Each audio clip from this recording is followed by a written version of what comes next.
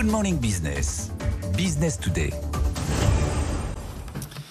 Effectuer un long trajet à bord d'un véhicule électrique pose forcément la question de la recharge, disponibilité des bornes, temps de recharge et impact également des températures puisque les équipements sont sensibles à la chaleur. On va parler de ces nouvelles habitudes avec Marc Lepage. Bonjour. Bonjour Stéphane. Vous êtes président de Wattpark, c'est un spécialiste de la recharge de voitures électriques et vous venez de racheter FAM Automobile. On en parlera dans un instant. D'abord quelques mots sur l'utilisation des voitures électriques. Là c'est un test grandeur nature. Beaucoup de Français sont partis en vacances avec leur voiture pour faire des grandes distances. Se pose la question de la disponibilité des bornes de recharge et du temps d'attente. Est-ce qu'il y a assez de bornes aujourd'hui en France ? Personnellement, je conduis une voiture électrique depuis 10 ans. Et je dois avouer que les 5 premières années, c'était un peu compliqué. Maintenant, on peut dire quand même que les infrastructures, notamment sur les autoroutes, sont assez importantes et suffisamment importantes au regard du nombre de véhicules qui transitent sur les autoroutes. Mais est-ce qu'il n'y a pas un temps d'attente qui est beaucoup plus important que lorsqu'on faisait le plein de son véhicule thermique ? Pour être franc, sur les grands axes, les Néerlandais, quand ils descendent, il y a énormément de voitures électriques qui viennent de Hollande. Mais il peut y avoir des files d'attente. Mais c'est quand même devenu relativement rare. Les infrastructures maintenant sont assez importantes. On parle beaucoup canicule évidemment ce matin. Quel est l'impact de la chaleur sur le temps de recharge ? Je crois que les batteries sont équipées de systèmes de protection qui les ralentit lorsque la température est trop importante. Alors oui, ça m'est d'ailleurs arrivé hier. Pour être franc, c'est la première fois. Au-delà de 35 degrés, bien la voiture en fait a arrêté de charger et s'est chargée à 80%. Elle a arrêté de charger. Mais elle se charge quand même un petit peu. Elle a chargé à 80%. Bon. On va dire que c'est une sorte de sécurité, oui. Ça permet quand même de se développer. Vous avez développé une sorte de Airbnb des bornes de recharge. C'est-à-dire ça permet aux particuliers de mettre leurs bornes de recharge individuelles à la disposition d'autres utilisateurs. Comment ça fonctionne et surtout combien est-ce que ça coûte ? Ça coûte aux environs, entre 600 et 1000 euros en fait pour une borne. Maintenant, il y a un coût d'installation pour chaque utilisateur. L'avantage, c'est que la borne peut être utilisée à la fois par la personne qui a une voiture électrique, mais elle peut aussi la mettre à disposition lorsqu'elle est absente de son lieu d'habitation. Alors ça marche un peu partout. Ça marche pour les commerces, quand on va au restaurant, pour les entreprises qui ont besoin de ça pour gérer en fait une flotte de plus en plus importante, et de plus en plus de gens qui achètent des voitures électriques.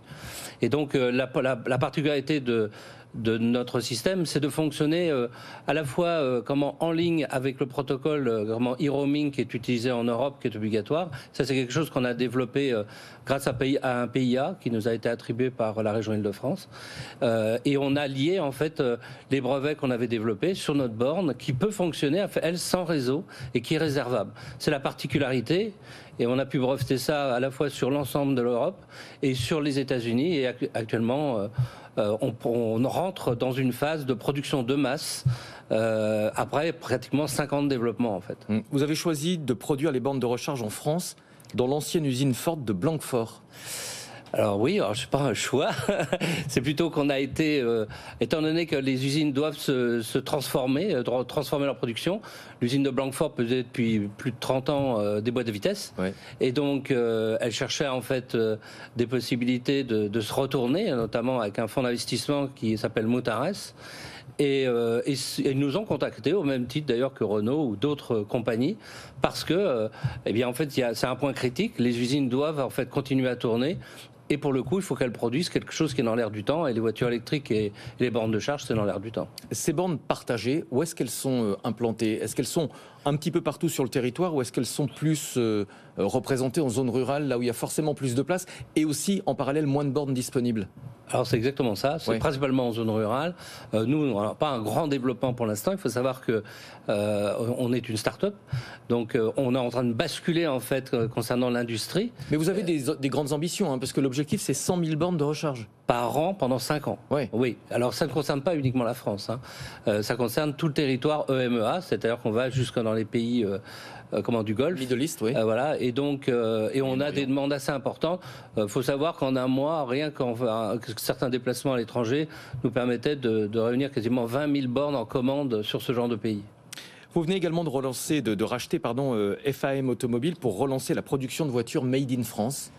Alors oui, en effet, c'est un peu le hasard, hein, parce que je connaissais ce type de véhicule, et en l'occurrence, la société était mal en point, donc on l'a racheté à la barre. Donc, pour l'instant, c'est déjà une première étape.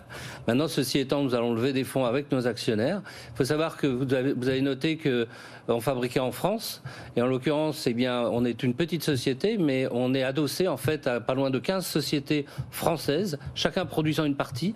Et en l'occurrence, ces sociétés, eh bien, ont tous mis la main au porte-monnaie pour qu'on rachète cette société et qu'on puisse relancer la fabrication de ces véhicules qui sont les premiers véhicules électriques qui ont été fabriqués en France en série. Et actuellement, on a fait un accord aussi pour développer des batteries qui seront adaptées sur ces véhicules-là, puisqu'elles doivent être transformées. Ouais, c'est un secteur en forte croissance, mais c'est aussi un secteur extrêmement concurrentiel. C'est facile de s'engager sur ce secteur face notamment aux énormes constructeurs asiatiques. Ah oui. Facile, non, il n'y a rien de facile. Même pour les bornes, c'est pas facile.